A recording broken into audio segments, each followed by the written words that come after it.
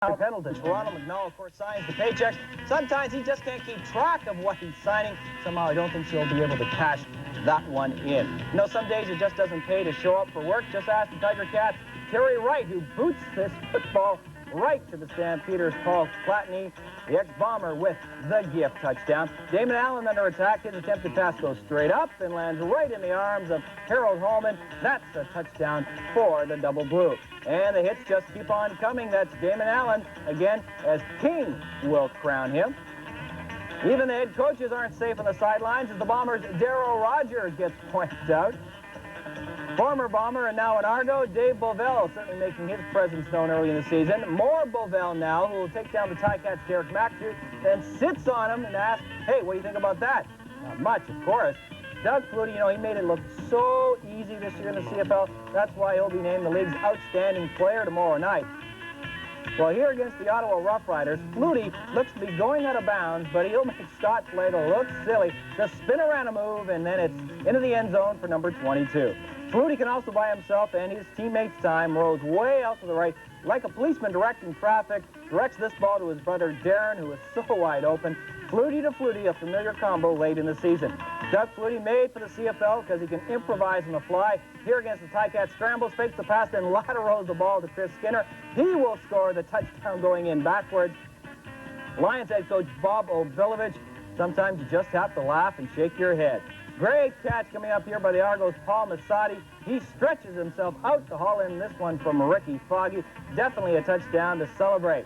And here's what you can do on a wide field. Pinball runs to the left. Sketch and Rough Riders figure they have him cornered. You can never have the pinball trap. He just reverses field and will leave the Rider defense behind as he will glide in for the 6.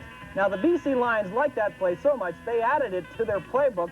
John Volpe against the Rough Riders goes to the left and comes back like the pinball did to the right to score the touchdown. Saskatchewan, oh boy, were they bad this season. Top Canadian in the East, Toronto's Lance Chalmik. They didn't make every three-pointer this season. This time the ball hits the upright, and too much of a miss for Lance to take.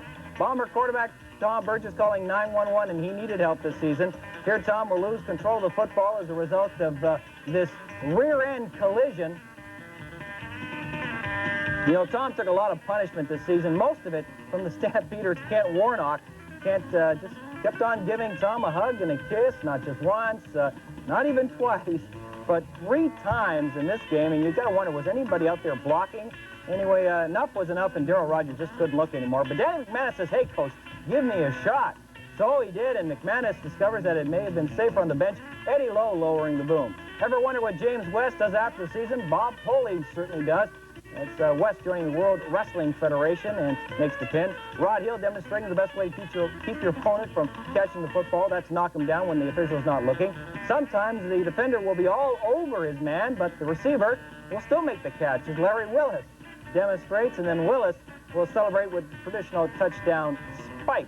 Now, other end zone traditions, how about the Riders' Ray Elgard with the cool over-the-shoulder toss?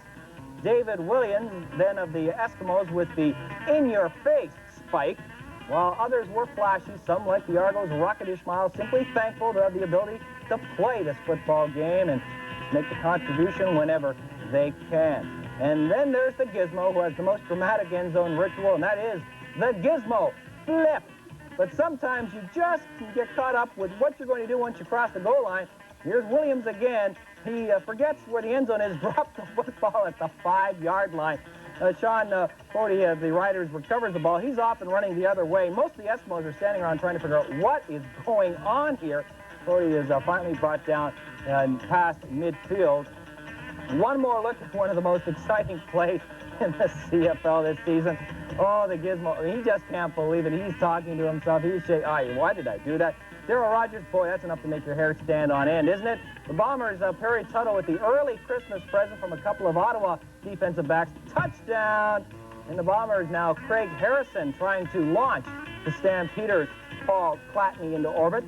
Speaking of liftoffs, 3, 2, 1, ignition sequence start. The first professional punt return touchdown for the $18 million man, Ragib Ishmael. That's why Bruce McDonald pays him so much. He's a game breaker. And Argo owner John Kent, he's just loving it. And finally, let's go back to the Gizmo, who will run over just about anyone who gets in his way, even the Zebras. Sportsline returns in 2 minutes.